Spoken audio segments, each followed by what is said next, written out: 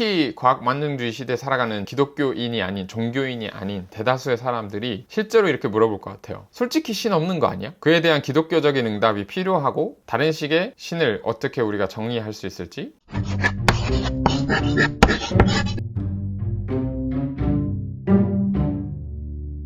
안녕하세요, 떠든 사람입니다. 오늘 이야기해볼 주제는 솔직히 신은 없는 거 아니야? 라는 썸네일로 어그로를 좀 끌어봤는데, 컨텐츠 내용은 주로 이 책에 기반한 내용입니다. 신에게 솔직히 라는 책의 내용이고요. 한 번쯤 여러분들에게 권해드립니다. 재밌는 책이고 의미 있는 책인 것 같습니다. 저 거의 다 읽었는데 그 앞부분 내용이 워낙 던지는 뭐라 해야 될까요? 질문, 도전이 되게 좋아서 그 부분을 먼저 영상으로 컨텐츠로 남기고 싶어가지고 카메라를 켜봤습니다. 이 책이 말하는 도대체 과연 과학이 이렇게 발전하고 종교의 영역이 계속 좁아지고 있는데 더 이상 종교가 무의미해지는 순간이 오지 않을까? 그런 순간이 올 때 기독교는 과연 생존할 수 있을까? 생존하려면 어떻게 사고의 전환이 일어나야 되고 신에 대한 관념이 어떻게 바뀌어야 되는지에 대해서 말을 하고 있습니다. 존 아서 토마스 로빈슨이라고 되어 있네요. 성공의 신부님이세요. 그러니까 주교로 목회 활동을 계속 하시면서 던져지는 질문에 대해서 영향을 받은 사람이 여기에 언급된 신학자들은 불트만, 폴 틸리, 보네포 목사님, 그 외에도 되게 다양하신 분들이 언급이 되는데 특히 틸리 영향을 많이 받은 것 같아요. 좀 빈틈이 생긴 것 같은, 그리고 설명이 더 필요한 부분은 보네포 목사님의 글들을 많이 가지고 온 것 같고, 그래서 이 책의 출발점의 제목이 원치 않는 혁명, 저 위에 또는 저 밖에. 원치 않는 혁명, 저 위에 또는 저 밖에.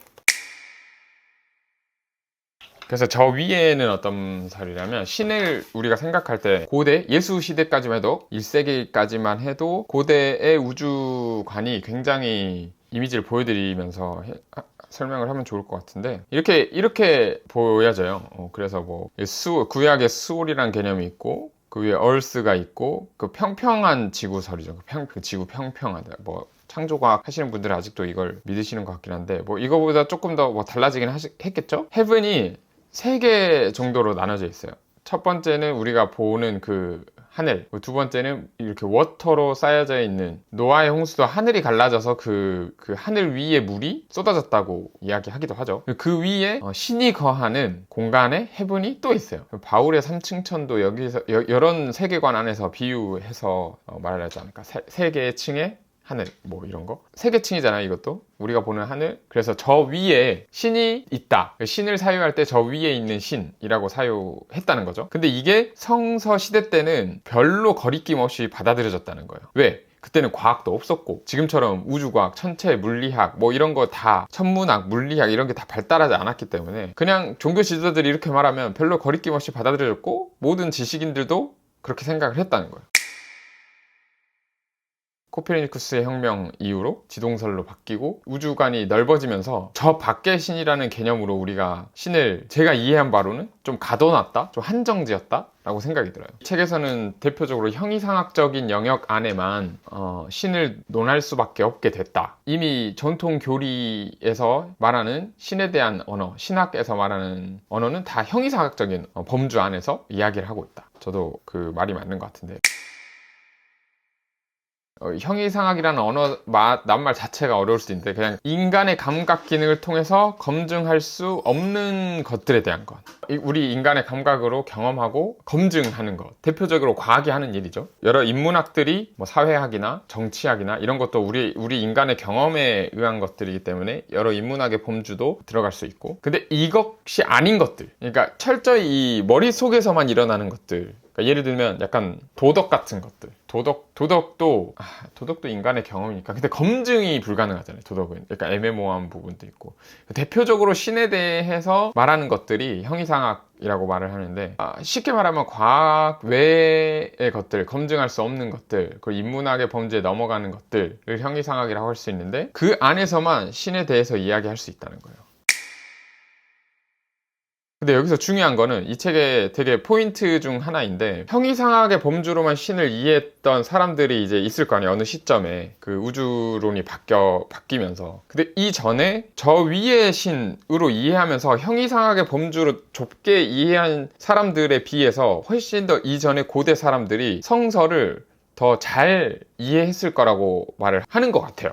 제가 제대로 이해했는지 모르겠지만, 오히려 형이상학적인 범주에만 갇히게 되다 보니까 너무 사변적이고 너무 사유 위주의 신에 대한 인식이 돼버리니까, 그래서 교리도 그렇게 될 수밖에 없었고, 그러니까 교리가 나온 배경이 형이상학적이다 보니까, 교리가 다 약간 형이상학적인 논쟁이거든요. 신론에 대해서, 기독론에 대해서. 이거 과학적으로 어떻게 증명할 수가 없는 언어들이에요. 형이상학의 범주 안에서 성서를 해석하다 보면, 그러니까 교리적으로만 성서를 해석하다 보면은 성경이 예전에 그런 교리나 형이상학 안에서 사고해야만 한다는 틀이 없었을 때보다 성서를 더 풍성하게 이해하지 못한다는 거죠. 물론 저 위의 신으로만 이해했을, 저 밖의 신이 이제 형이상학으로 대표되는 거고, 저 위의 신으로 이해했던 사람들도 오늘날의 우리 과학을 가지고 있는 사람들의 이해랑은 많이 충돌되겠지만, 그렇다는 포인트가 하나가 있었습니다. 약간 일리가 있는 것 같아요. 근데 어쨌든 저희는 저 위의 신도 아닌 것 같고, 저 위의 신으로 돌아갈 수도 없고, 형이상학 안에 갇힌 이 교리 안에서만 해석되는, 전통적인 교리 안에서만 해석되는 신 이해도 굉장히 효용성을 잃고 실용성도 잃고 와닿지도 않고 그렇다는 거죠. 그 말은 즉슨 우리는 과학의 시대에 살고 있고, 인문학의 시대, 그러니까 검증 가능한 것들, 형이상학보다는 형이하학이라고 해야 되나? 형이하학의 범주, 인문학을 포함한 과학과 여러 가지 이런 학문들을 통해서 세상을 이해하고, 그러니까 그걸로 설명이 돼야 좀 더 우리한테 합리적이고 실용성이 있고 체감이 되는 거죠. 근데 형이상학은 이제 우리한테 체감이 안 돼. 오늘날 시대에 살아가는 사람들한테. 이제 형이상학의 범주가 점점 축소되기도 하고, 실제로 과학이 형이상학에 대한 것들에 대해서 도전도 일으키고, 사실은 거의 그냥 밀어내고 있죠. 여러분들도 철학, 형이상학 뭐 이런 언어 자체가 어려운 것 자체도 이미 과학의 언어가 더 쉽고, 과학 유튜버들, 궤도님이라든지 뭐 그런 분들의 유튜버가 훨씬 더 구독자가 많지, 철학 유튜버가 엄청 구독자가 많지 않거든요. 유튜브에서만 봐도. 현대인이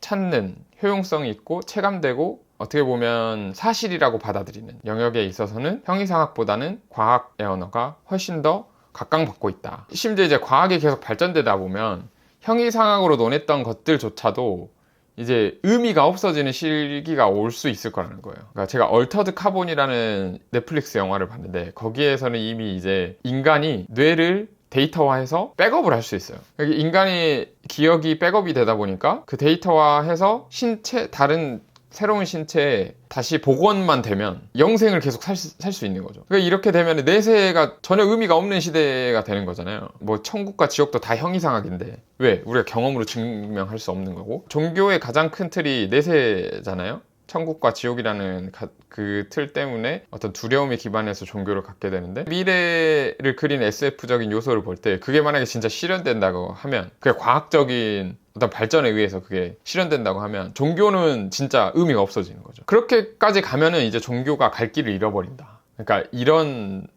거 앞에서 우리가 신에 대한 사고, 저 위의 신, 저 밖의 신, 형이상학적 신에서 어떻게 패러다임을 전환해야 되냐라는 도전을 이 책은 주고 있고, 확실한 답은 아니지만 폴 틸리의 언어를 많이 차용해서 그 답을 우리한테 제안을 하고 있습니다.